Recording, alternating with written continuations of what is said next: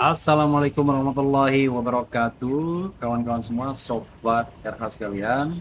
Saya sedang berada di depan gedung Ditreskrimum Polda Metro Jaya.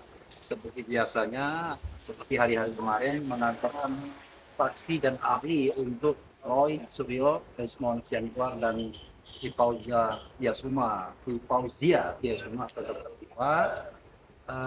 Hari ini ada dua saksi yang kami antar. Pertama jurnalis senior Edi Mulyadi, dan yang kedua adalah Yulianto, mantan ketua Komisi Informasi Daerah Jakarta pada tahun 2012 ketika Jokowi melamar atau menominasikan dirinya sebagai calon gubernur DKI Jakarta setelah menjadi wali kota Solo selama 7 tahun ya.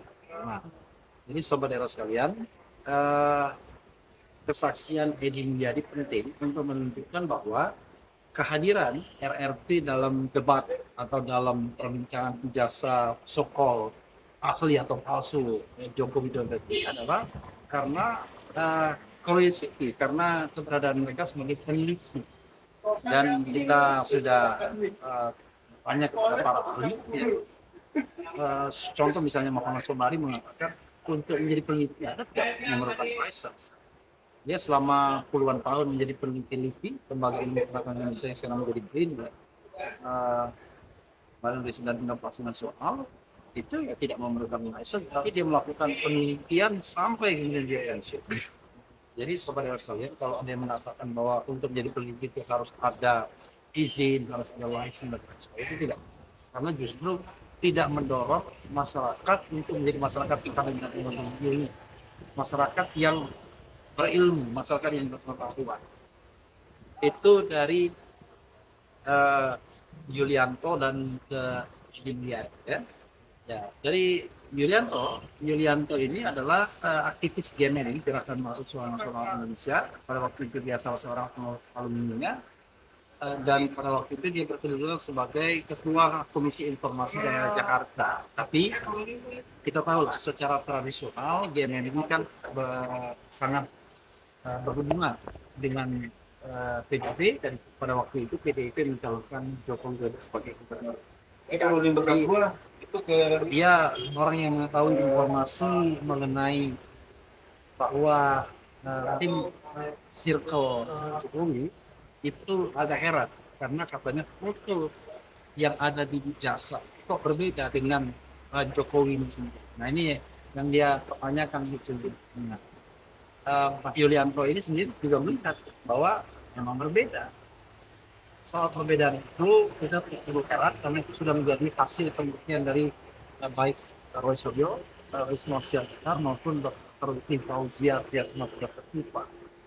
Jadi kalau kita bicara foto, bahkan misalnya seorang anak muda yang menamakan dirinya sebagai Foking Era pun mengatakan bahwa foto yang ada tertera di jasa itu berbeda dengan foto yang Pak Jokowi sekarang. Tetapi kalau misalnya mengatakan bahwa itu Jumakno atau tidak, itu bukan jawabannya. Karena ada yang mengatakan lebih mirip Jumakno, ada yang kemudian tidak mempermasalahkan. Tapi yang dibahas one take photo, foto itu berbeda dengan foto Jokowi sebagai presiden. Jadi foto yang ada di jasa berbeda foto dengan Jokowi yang ada di presiden. Bahkan misalnya Dr. Tifa pernah memuat foto yang ada di jasa, kemudian foto yang ada di wisuda, gambar wisuda dengan background dengan pusat PGN misalnya, dengan foto-foto Jokowi yang tidak pernah kacamata, jadi foto yang kacamata dibandingkan dengan foto yang kacamata. Nah tidak, itu perbedaannya dengan matematika Bayesian, dan menurut Dr. Tifa itu perbedaannya sampai 97 lebih persen. Jadi saudara sekalian ya, confirm bahwa foto yang tertera itu bukan foto Pak Jokowi, itu hasil penelitian dari Roy Eisman Tifa.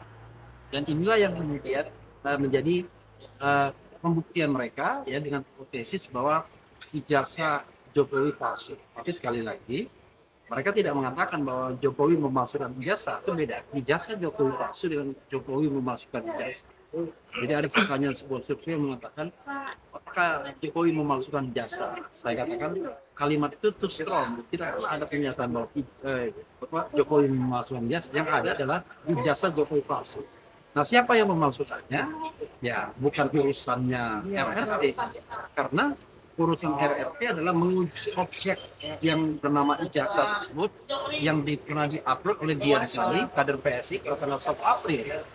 Kemudian pernah diperlihatkan juga oleh Dirtipidum, ya, Direktur Tindak Pidana Umum Barreskrim Mabes Polri, waktu itu Brigjen Jokowi, dan itulah yang kemudian menjadi basis untuk melakukan penelitian.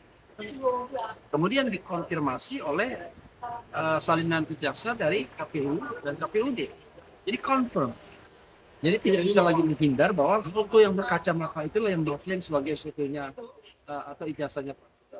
Nah, itulah yang kemudian menjadi cek penelitian. Jadi sekali lagi, sobat, kita harus hormati kebebasan akademik, kebebasan warga negara untuk melakukan riset. Apalagi yang di riset itu adalah public dokumen. Jadi dokumen publik yang bernama ijazah ini itu tidak perlu memerlukan izin apapun untuk melakukan riset, karena ini bukan private dokumen, bukan dokumen privat. Why? Karena dia pernah digunakan untuk jabatan publik. Once sebuah dokumen itu digunakan untuk jabatan publik, bahkan dia menjadi dokumen publik. Jadi Pak Jokowi sudah menjadi 20 tahun sejak 2005 sampai kemudian 2024, ya, hampir 19 tahun itu menjadi pejabat publik, sehingga kalau seandainya ijazahnya diuji, diteliti oleh siapapun, itu tidak memerlukan izin apapun, karena sudah menjadi dokumen publik, kecuali dokumen privat dia. Jadi ada kesalahan yang luar biasa kalau mengatakan ini adalah dokumen privat atau hak privat Jokowi karena dia tidak lagi menjadi pejabat publik. Dia tidak menjadi pejabat publik, yes. Tapi jangan lupa bahwa dokumen itu adalah tetap dokumen publik karena sudah digunakan selama 19 tahun untuk sebagai alas atau requirement jabatan publik, mulai dari wali kota sampai gitu ya, sobat saya lihat. Besok ya, kita akan menghadirkan juga beberapa ahli lainnya, dan kalau saya lihat misalnya di jadwal ini ya, saya lihat jadwalnya ada beberapa orang yang akan kita hadirkan, seperti misalnya Komjen Pol Purnawirawan Groseno, mantan Wakapolri yang merupakan ahli di bidang KUHP dan KUHP ya, karena beliau adalah penyidik. Kemudian ada juga Muhammad Sobari yang akan dihadirkan juga, ada juga Profesor Din Samsudin, ada juga Dr. Leoni Lydia, ya. Kemudian siapa lagi ya? Jadi ada Bonato Wasila lagi. Jadi itulah ahli-ahli yang kita akan hadirkan untuk membuat posisi dari RRT itu. Ya, kita berharap bahwa Komjen Pol Groseno itu akan mengatakan bahwa tidak ada satupun pasal yang bisa dikenakan kepada RRT tersebut. Itu yang paling penting. Jadi apa yang dilakukan RRT itu bukanlah sebuah tindak pidana, tidak ada peristiwa pidananya, karena itu tidak boleh ada satupun pasal yang dikenakan kepada RRT. Pasal-pasal yang dikenakan selain tidak boleh dikenakan, ada juga yang ngawur, seperti pasal 32 dan 35 yang jauh panggang dari apa.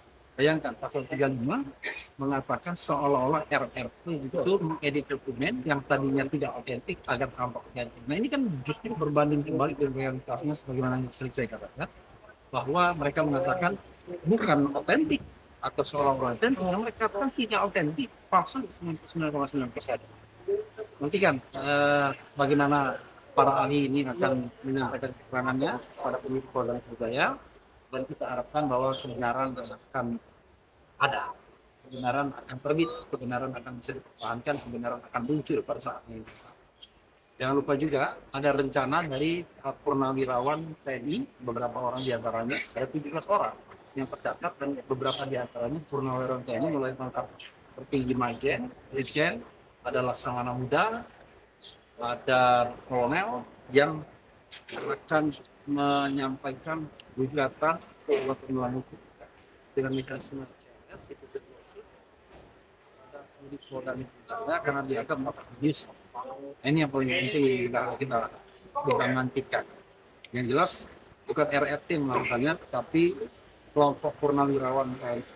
Kita lihat apakah mereka akan jadi mengadakannya, karena saya dengar akan depan mereka akan mengadakan. Yang mudah-mudahan kita saling mendukung ya untuk kebenaran dan selektif untuk kebenaran dan keadilan.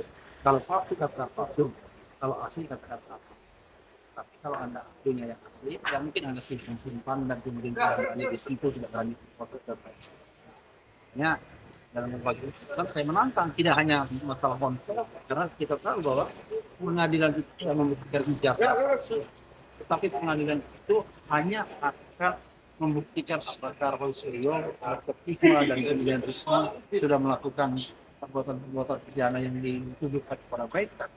Sementara pembuktian ijazah palsu itu tidak akan menjadi prioritas dalam sidang itu. Seandainya kasus rumah berulang, saya menantang mekanisme ada kan konvensi nasional bahkan peraturan internasional menguji bahwa ijazah ini memang benar-benar asli. Ya, kalau memang benar. Itu saja sobat sekalian, mudah-mudahan ini bermanfaat. Wassalamualaikum warahmatullahi wabarakatuh.